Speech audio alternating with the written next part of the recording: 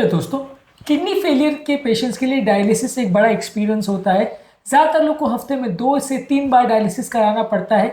ये डायलिसिस करने के पहले, डायलिसिस करने के दौरान, डायलिसिस करने के बाद अलग अलग तरह के प्रिकॉशंस और इश्यूज होते हैं। आज हम डिस्कस करेंगे क्या क्या प्रिकॉशन डायलिसिस से पहले आपको रखने की ज़रूरत है। यदि आप डायलिसिस में जाने वाले हैं, आपका सेशन है डायलिसिस का, तो उससे पहले इमीडिएटली क्या प्रिकॉशंस आपको रखने की ज़रूरत है, क्या क्या बातों का ध्यान रखने की ज़रूरत है, डायलिसिस के दौरान क्या इश्यूज आते हैं, इसके बाद क्या इश्यूज आते हैं। इसको ऑलरेडी हमने अलग अलग वीडियोस में डिस्कस किया है। डिस्कस करने का पर्पस ये है कि आप डायलिसिस के लिए जब भी जा रहे हैं तो थोड़ा मेंटली प्रिपेयर होके जाए और कुछ विशेष बातों का ध्यान रखें ताकि डायलिसिस के दौरान उतनी प्रॉब्लम्स ना आए। टॉपिक पर जाने से पहले जो लोग हमारे चैनल पर नए हैं उन्हें रिक्वेस्ट करूंगा कि चैनल को सब्सक्राइब करें, वीडियोस को लाइक करें, शेयर करें, फॉलो करें, कमेंट करें, पूरा देखें। टॉपिक इंपॉर्टेंट है, आपको किसी भी और चैनल पर नहीं मिलेगा, इसे एंड तक देखिएगा। चलिए शुरू करते हैं।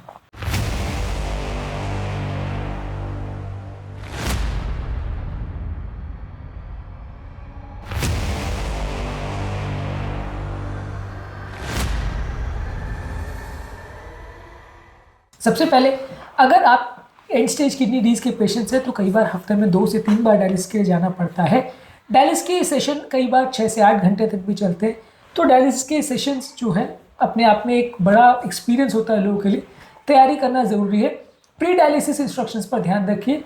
आपके खाद्य पदार्थों में बहुत ज़्यादा मात्रा में पोटाशियम, बहुत ज़्यादा मात्रा में फॉस्फोरस, बहुत ज़्यादा मात्रा में नमक यानी सोडियम नहीं होना चाहिए। ये सारी चीज़ें आपके ओवरऑल बॉडी के इलेक्ट्रोलाइट बैलेंस को चेंज कर सकती है, इसलिए इसको ध्यान रखिए। बहुत ज़्यादा खाने में नहीं खाइए। इसके अलावा कोशिश करिए कि डायलिसिस से पहले बहुत ज़्यादा मात्रा में पानी भी मत पीजिए। यदि आपका यूरिन ऑलरेडी बहुत कम आ रहा है तो डायलिसिस के दौरान ज़्यादा मात्रा में फ्लूइड निकालना पड़ेगा, इसलिए तुरंत डायलिसिस से पहले बहुत पानी मत पीजिए। और यदि डायलिसिस से पहले आपको खाली पेट आने के लिए बोला गया है कि डायलिसिस के लिए आपको खाली पेट आने की आवश्यकता है, तो इस दौरान आप कुछ ना खाएं तो ज़्यादा अच्छा है। इसके अलावा आप कोशिश करिए कि बहुत ज़्यादा कोई ब्लड थिनिंग मेडिकेशन अगर वो चल रही है तो वो तुरंत डायलिसिस से पहले मत लीजिए। और यदि कोई ऐसी दवा है जो किडनी के फंक्शन को चेंज कर सकती है, कोई ऐसी दवा है जो ब्लड प्रेशर को बहुत ज़्यादा ड्रॉप कर सकती है, तो वो डॉक्टर से पूछ कर ही लीजिए, क्योंकि कई बार डायलिसिस के दौरान बीपी बहुत ज़्यादा ड्रॉप हो सकता है। इसके अलावा जो आपकी डायबिटीज़ की मेडिसिन है, आपकी बीपी की मेडिसिन है और बाकी जो मेडिसिन है उसका टाइमिंग डॉक्टर के साथ डिस्कस करके ही लीजिए। कई बार ये मेडिसिन जो है डायलिसिस के दौरान आपको सिग्निफिकेंट ब्लड प्रेशर ड्रॉप या शुगर ड्रॉप ऐसे सिम्टम्स करवा सकती है, तो आपको पहले से एक बार डॉक्टर से पूछ लीजिए कि डायलिसिस के दौरान या डायलिसिस से पहले आपको कौन सी दवाई लेनी है, कौन सी नहीं, उस दिन कोई दवाई मिस तो नहीं करनी है। ये सारी चीज़ों को पहले से डिस्कस करके रखें तो अच्छा है। इसके अलावा आप कोशिश करिए कि प्रॉपर फ्लूइड मैनेजमेंट करिए। बहुत ज़्यादा मात्रा में अगर फ्लूइड आप पीते हैं तो फ्लूइड ओवरलोड हो जाएगा, जिसकी वजह से डायलिसिस इनफेक्टिव हो जाएगी। तो बहुत ज़्यादा मात्रा में बहुत पानी मत पीजिए और कोई बहुत ज़्यादा पानी वाले खाद्य पदार्थ जैसे वो फल सब्जियाँ जिससे फ्लूइड रिटेंशन बढ़ता है, इनको अवॉइड करिए। इसके अलावा आप डायलिसिस के पहले और बाद में खुद को बॉडी वेट मॉनिटर करें तो पता चल जाए कि कितना फ्लूइड रिमूव हुआ। ज़्यादातर डायलिसिस के पेशेंट की बॉडी में फ्लूइड ओवरलोड होता है तो उनका वजन ज़्यादा होता है। तो डायलिसिस के बाद वजन अगर कम होता है तो आप कंपैरेटिव एनालिसिस कर सकते हो कि कितना इफेक्टिव फ्लूइड वॉल्यूम रिमूव हुआ। तो डेली आपको वेट करना चाहिए और खासकर डायलिसिस से पहले खुद के बॉडी का वजन करना चाहिए। इसके अलावा डायलिसिस का जो पंचर साइट है वहाँ पर ध्यान रखिए, वो एरिया को क्लीन और ड्राई रखिए। वहाँ पे कोई सूजन, इन्फ्लेमेशन या टेंडरनेस या दर्द नहीं होना चाहिए। उस एरिया में कोई लोशन, क्रीम और ऑइंटमेंट्स का प्रयोग मत करिए, खासकर डायलिसिस से पहले, क्योंकि ये आपके प्रोसीजर के साथ इंटरफेयर कर सकता है, प्रॉब्लम्स क्रिएट कर सकता है। तो कोई स्पेसिफिक ऑइंटमेंट या लोशन वहाँ पे डायलिसिस जस्ट पहले मत लगाइए। इसके अलावा जिन लोगों का टेम्परेरी डायलिसिस कैथेटर है उसका भी ये ध्यान रखिए कि उसका भी एंट्री साइड जहाँ पे डायलिसिस कैथेटर बॉडी में इंसर्ट हो रहा है वो एरिया क्लीन और ड्राई है, यानी उसमें कोई दर्द या सूजन या इन्फेक्शन के साइंस तो नहीं है। डायलिसिस में जाने से पहले लूज फिटिंग कपड़े पहनिए। बहुत ज़्यादा टाइट कपड़े, खासकर जो डायलिसिस एरिया को जिसमें एक्सेस करना है वहाँ पे अगर बहुत टाइट कपड़े पहनेंगे तो आपको प्रॉब्लम होगी। और बहुत ज़्यादा टाइट कपड़े, खासकर अगर पेटोल डायलिसिस करना है तो पेट पे कपड़े टाइट नहीं होने चाहिए। हीमोडायलिसिस करना है तो हाथ में जहाँ पे वो फिस्टुला है वहाँ पे कपड़े टाइट नहीं होने चाहिए। ज़्यादा टाइट कपड़े पहनेंगे तो आपका ब्लड फ्लो को ऑब्स्ट्रक्ट कर सकते हैं, जिससे कि डायलिसिस के प्रॉब्लम में व्यवधान आ सकता है। इसके अलावा आप कोशिश करिए कि डायलिसिस के दौरान आपको, कई बार लोगों को ठंड लगने का थोड़ा प्रॉब्लम हो सकता है, तो कुछ गर्म कपड़े या गर्म बॉडी को रखने के लिए चादर या ब्लैंकेट लेके जाइए, क्योंकि कई बार ब्लड सर्कुलेशन जब भी ज़्यादा स्पीड से होता है तो बॉडी में थोड़ा ठंड लगने का प्रॉब्लम हो सकता है, खासकर वो एरियाज़ में जहाँ एसी रहता है। तो उसके लिए थोड़ा पहले से प्रिकॉशन रखें। बाकी काफ़ी सेंटर्स में जहाँ डायलिसिस होता है वो आपको ब्लैंकेट खुद ही प्रोवाइड करते हैं, नहीं करते हो तो खुद से लेके जाएँ तो चलेगा। इसके अलावा खुद के लिए एंटरटेनमेंट के लिए और कंफर्ट के लिए कोई चीज़ें लेके जाएँ। डायलिसिस का प्रोग्राम बहुत लंबे समय तक चलता है, कई घंटों तक चलता है, तो सुनने के लिए म्यूजिक, कोई हेडफोन्स है, कोई मूवीज़ है देखने के लिए, या कोई बुक्स लेके जाइए जिससे आपका टाइम कटे।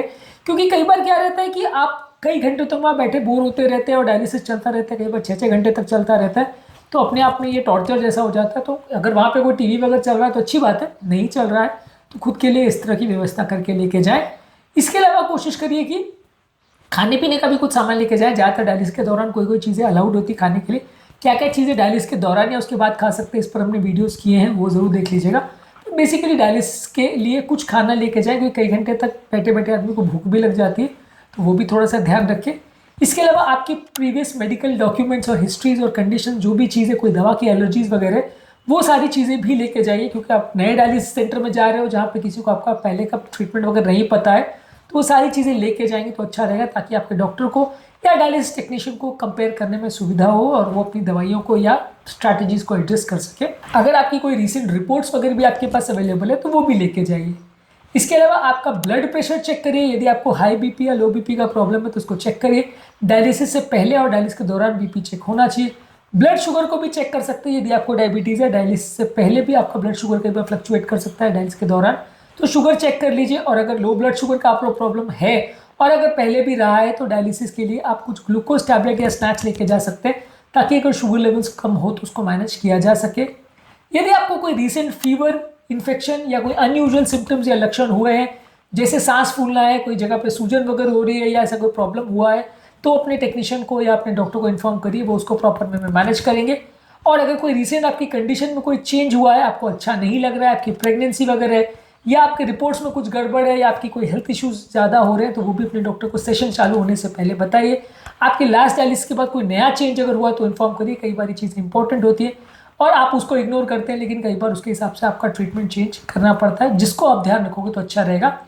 इसके अलावा आपको डायलिसिस के दौरान और डायलिसिस के बाद प्रॉपर रेस्ट लेने की आवश्यकता है, क्योंकि डायलिसिस अपने आप थोड़ा सा टायरिंग होता है। आप भले वहाँ पे बिस्तर पे लेटे हो, लेकिन कंटिन्यूसली आपकी बॉडी में ब्लड सर्कुलेशन होता रहता है, तो कई बार बहुत थकान का एहसास होता है। तो डायलिसिस से पहले प्रॉपर नींद अच्छी करके जाइए, डायलिसिस के दौरान भी रेस्ट करिए और डायलिसिस के बाद बहुत हेवी काम मत करिए, कई बार वो आपके लिए बहुत थकाने वाला एक्सपीरियंस हो सकता है। इसके अलावा थोड़ा इन्फेक्शन से खुद को बचाइए। दूसरे लोग अगर आसपास कोई इन्फेक्टेड है तो उनसे दूर रहिए। कोई ऐसा अगर किसी व्यक्ति को आपके आसपास में अगर इन्फेक्शन है जो आपको स्प्रेड हो सकता है तो ज़्यादा ध्यान रखिए। डायलिसिस करवाने वाले ज़्यादा पेशेंट इम्यून कॉम्प्रोमाइज होते हैं, तो इन्फेक्शन फैलने का रिस्क ज़्यादा होता है। डायलिसिस करने से पहले कोई अल्कोहल मत लीजिए। डायलिसिस की सेशन से एक दिन पहले अल्कोहल मत लीजिए, आपकी बॉडी को डिहाइड्रेट कर सकता है और ट्रीटमेंट की एफिकेसी को कम कर सकता है। बहुत ज़्यादा चाय, कॉफ़ी और खासकर स्ट्रॉन्ग चाय, कॉफ़ी या स्टिमुलेंट ड्रग्स मत लीजिए, ये आपकी बॉडी को नेगेटिवली इम्पैक्ट कर सकते हैं। इस सारी चीज़ों का विशेष ध्यान रखिए। हमेशा डायलिसिस के लिए जब भी जाएँ किसी को साथ में लेके जाएँ और ट्रांसपोर्टेशन का प्रॉपर अरेंजमेंट करके जाएँ, क्योंकि कई बार ऐसे हो सकता है कि डायलिसिस सेंटर से वापस घर आने के टाइम आपको चक्कर वगैरह आ सकते हैं। उस समय गाड़ी खुद ड्राइव करना थोड़ा रिस्की हो सकता है, इसलिए कोशिश करिए कि आप खुद ड्राइव मत करो, किसी को साथ में लेके जाओ जो कि गाड़ी ड्राइव कर सके और आपको एटलीस्ट घर पहुंचा सके। बाई चांस आपको डायलिसिस के बाद अच्छा ना लगे, चक्कर वगैरह आने लगे, कमजोरी होने लगे, बीपी या शुगर कम हो जाए, तो आप भले घर के लिए निकल जाओ, लेकिन ऐसा नहीं हो कि आप खुद ड्राइव करो और गाड़ी में एक्सीडेंट हो जाए। तो इसलिए कोशिश करिए कि गाड़ी कोई दूसरा ड्राइव करे तो अच्छा है। और अगर कोई इस तरह का कोई इमरजेंसी होता है तो उसके लिए भी तैयारी रखिए। इमरजेंसी में किसको कॉन्टैक्ट करना है, आपके नेफ्रोलॉजिस्ट का नंबर, आपके फिजिशियन का नंबर, आपके डायलिसिस टेक्नीशियन और नर्स का नंबर ही आपके पास होना चाहिए, ताकि अगर कोई डायलिसिस सेशन के बाद कोई इमरजेंसी या प्रॉब्लम क्रिएट हो जाए, कोई ब्लीडिंग इशू या इन्फेक्शन क्रिएट हो जाए, तो आप उनसे डिस्कस कर सकें, उनसे पूछ सकें और प्रॉपर ट्रीटमेंट स्टार्ट कर सकें।